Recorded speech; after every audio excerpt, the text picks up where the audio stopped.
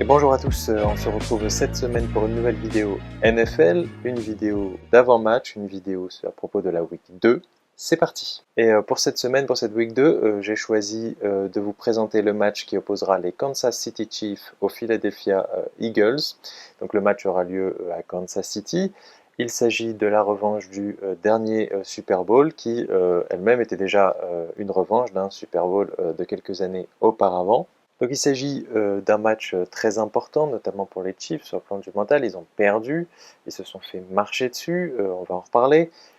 Et de l'autre côté, il s'agit des Eagles qui veulent continuer d'affirmer leur position de meilleure équipe de la ligue. Donc on a ici affaire à des équipes qui sont assez semblables, mais quand même assez différentes de l'année dernière. Ce que j'ai envie de mentionner tout de suite, c'est que je n'ai pas vraiment confiance dans les défenses, que ce soit du côté des Chiefs ou des Eagles, ça c'est clair. Au niveau des Eagles, il faut attendre le retour après le Spitgate de Jalen Carter. La défense, elle est clairement construite autour de lui. Et puis il y a une question sur les secondary, on avait déjà parlé de secondary la semaine dernière avec les Bills. Ici, on a Adoree Jackson, on a Cooper Dean. Il y a eu un petit problème la semaine dernière, notamment Cooper Dean. Alors, il paraît qu'il maintenant, il va jouer sur les côtés. Est-ce que jouer sur les côtés, si on traduit de l'anglais, ça veut dire qu'il va être mis vraiment sur le côté du terrain, ou est-ce qu'il va être mis carrément en dehors du terrain et sur le banc, parce que la semaine dernière, c'était une catastrophe, de toute façon. Donc, voilà, à voir.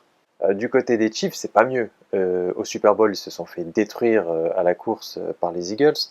Bon, il y a beaucoup d'équipes qui se font détruire par les Eagles à la course, donc on peut relativiser, mais la semaine dernière, ils se sont fait détruire à la passe par les Los Angeles Chargers. Donc là, il y a encore un sacré problème pour les Chiefs en défense. On y reviendra, mais ils n'ont même pas réussi à courir avec la balle d'un point de vue offensif. Donc bon, il y a des grosses questions vis-à-vis des Chiefs. On ne va pas paniquer, ils ont le droit de perdre un match, ils ont aussi le droit d'en perdre un deuxième quand le deuxième match s'efface aux Eagles. La question, elle se pose quand même, est-ce qu'on peut avoir des doutes sur cette équipe des Chiefs? Est-ce qu'il y a d'autres personnes autour de Patrick Mahomes? On va en reparler. Parce que pour l'instant, on va rester sur la défense. Il y a Trent McDuffie, donc le cornerback. Il y a Shamari Connor, donc lui qui joue comme slot corner, donc qui peut être un safety ou un cornerback, mais plutôt intérieur. Clairement, ces deux joueurs ne sont pas les meilleurs. Ils sont assez hésitants, ils peuvent se faire dominer. Les Chiefs ont essayé de faire signer Zadarius Smith, qui finalement a signé aux Eagles. Il y a un petit coup du sort ici. Zadarius Smith, s'il arrive à retrouver son niveau d'il y a un an, ce serait une très bonne recrue, notamment dans le turnover pour les Eagles.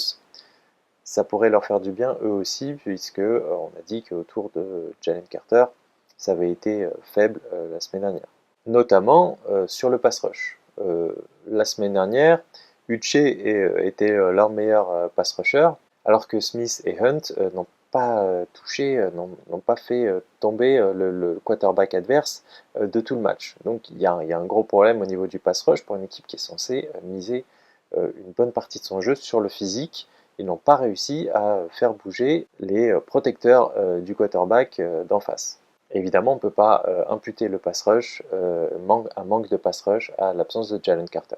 Donc au final, cette équipe des Eagles, elle me fait un peu penser à l'équipe de l'année dernière, c'est-à-dire qu'ils avaient commencé l'année en restant sur une série de défaites de l'année précédente, donc on ne les attendait pas trop. Ils n'ont pas forcément fait un début d'année impressionnant, et puis petit à petit, ils sont montés en puissance, et puis au fil des semaines, ils se sont affirmés comme étant l'équipe à battre, comme étant la meilleure équipe de la ligue. Tout le monde regardait du côté des Bills, du côté des Chiefs, un petit peu du côté des Ravens, dans une moindre mesure, et puis aussi des Detroit Lions. Et puis les Eagles, finalement, petit à petit, pouf, sont montés et ont gagné, étaient l'équipe la plus impressionnante. Donc ça me fait penser un peu à ça. Je trouve qu'ils n'ont pas fait un très bon match la semaine dernière. Et puis, on s'attend encore à des choses à régler en défense. D'autant qu'ils ont toujours Zach Bone, ils ont toujours Campbell pour cette semaine, qui, lorsqu'ils sont à leur meilleur niveau, ils peuvent clairement exploser n'importe quelle équipe. Alors au niveau des attaques, maintenant, on est obligé de commencer par les Kansas City Chiefs et de parler de Patrick Mahomes. Peut-être le meilleur QB quarterback de la ligue, avec Josh Allen et Lamar Jackson. La semaine dernière, 3-4 lancers de génie, du scrambling génial, hein, vous savez, donc quand il se déplace latéralement pour essayer de gagner du temps, pour échapper aux défenseurs adverses et enfin trouver une bonne passe. Il a aussi pris le jeu à son compte en faisant des courses. C'est pas sa spécialité, mais il y arrive de temps en temps et il le fait bien. Le problème, c'est que est-ce qu'il est censé jouer tout seul ou est-ce qu'il y a des coéquipiers qui peuvent l'aider autour de lui? Bah, en tout cas, la semaine dernière, il n'y en avait pas beaucoup. Worthy est blessé. Il paraît que la chirurgie n'est pas envisagée pour l'instant, donc on peut s'inquiéter sur le pour l'instant. Mais Worthy, c'est un joueur qui est vraiment très important parce qu'il est hyper rapide. Donc, il vient créer des brèches devant la défense, mais aussi derrière la défense. Il force la défense à ne plus savoir si elle doit avancer pour contrer le jeu de passe parce qu'il va se mettre dans les espaces, dans le slot, comme on dit, ou est-ce qu'il va les prendre en profondeur pour aller directement marquer un touchdown sur une passe. Et Mahomes est capable de la faire. Donc, c'est une absence importante.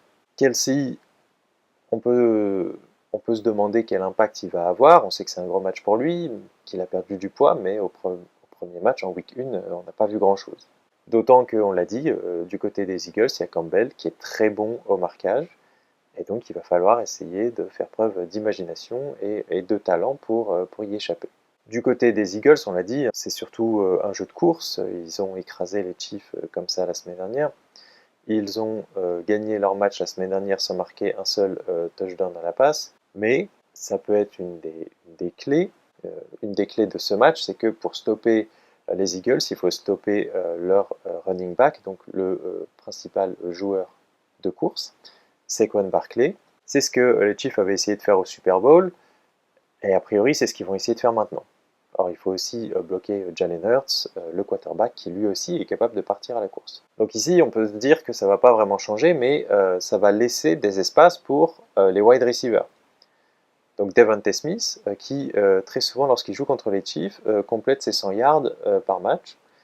Donc ça prouve que lorsque les Chiefs jouent contre les Eagles, ils essayent de bloquer le jeu de passe, mais que derrière, ils peuvent laisser des espaces justement aux wide receivers. S'il y a des espaces pour les wide receivers, AJ Brown, qui la semaine dernière n'a été trouvé qu'une seule fois pour 8 yards, lui qui avant normalement réussit jamais en dessous, ne réussit jamais en dessous de 4 réceptions.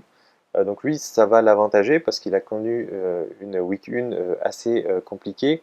Et là, il doit se montrer, il doit clairement prouver qu'il est important. D'autant que moi, j'ai l'impression qu'il y a eu une inversion de tactique chez les Eagles. Donc je m'explique, c'est que d'habitude, Johnson est un joueur qui fait des courses pour les autres. Donc celui qui va faire une course de manière à libérer AJ Brown ou Devontae Smith.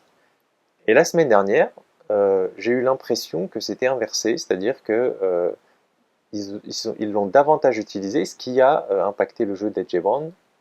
Ça peut expliquer pourquoi il n'a connu qu'une seule réception.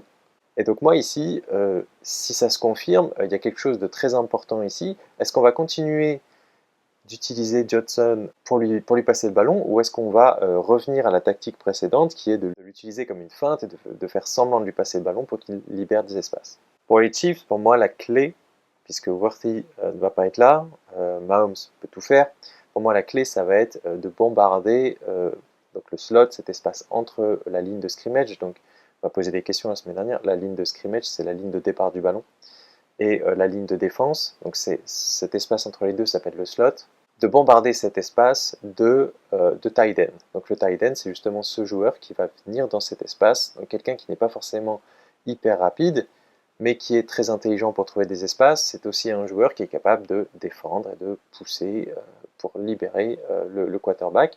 Donc à mon avis, ce serait ici de balancer un maximum de tight end, de jouer dans les espaces, d'essayer d'être très intelligent, d'essayer de garder la balle, donc de progresser petit à petit, parce que lorsque vous jouez dans cet espace, vous ne faites pas des passes de 40 yards, vous faites des passes de quelques yards, maximum 10, et puis vous essayez de progresser petit à petit, de contrôler la montre, de contrôler la possession, de manière à ce que, puisque chaque équipe joue chacun son tour, si vous avez le ballon, l'autre équipe ne l'a pas. Si vous l'avez et que vous êtes en position de marquer, les autres ne sont pas en position de marquer, à condition de ne pas perdre le ballon, évidemment, mais voilà. Donc il y a tout un jeu comme ça, une bataille tactique, et à mon avis, c'est ce que les Chiefs devraient essayer de faire.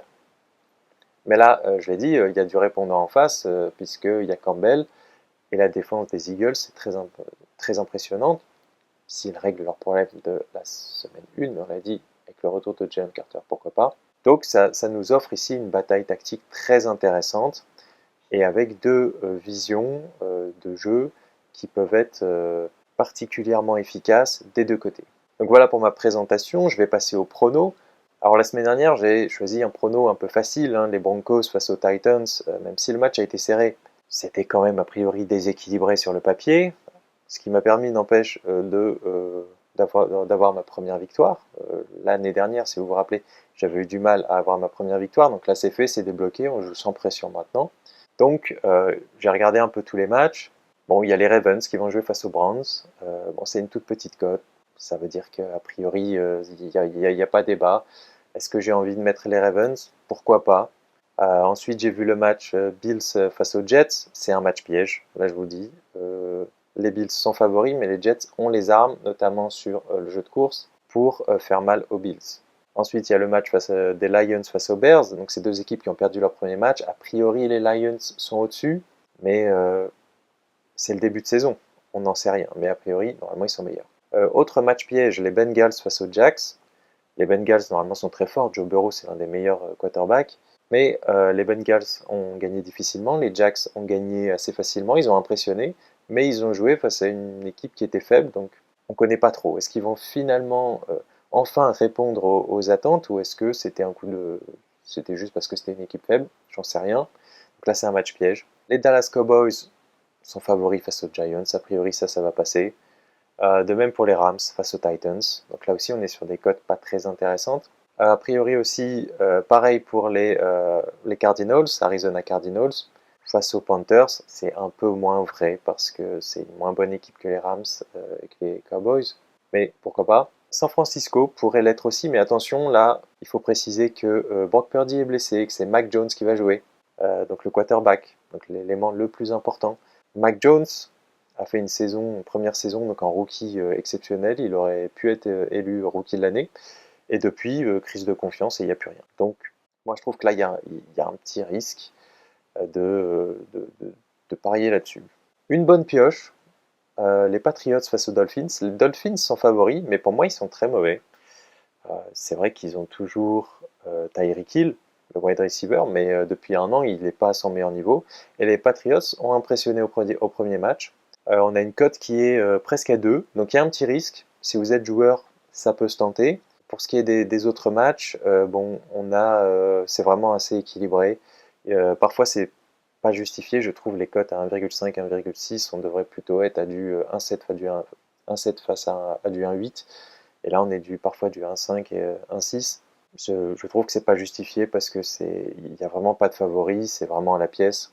Donc bon, soit je tente encore une petite cote et je joue petit bras, soit je mise sur les Chiefs. Eh oui, je mise sur les Chiefs. Donc, ils sont pas favoris face aux Eagles. Je l'ai dit, les Eagles, ils ont explosé au dernier Super Bowl. Les Eagles sont favoris. Les Eagles ont un jeu d'attaque qui fonctionne. Les Eagles seront toujours surpuissants à la course. Les Eagles, a priori, avec le retour de Jalen Carter en défense, ça devrait aller. Mais, puisque j'ai gagné le premier match, j'ai envie d'être joueur. La cote de 1,9 sur les Chiefs, elle est pas mal, c'est pas mal pour les Chiefs. Sachez que pour les Chiefs, vous n'aurez jamais une cote de 1,9. Donc c'est risqué, mais moi je mise pas d'argent. J'incite personne à miser de l'argent.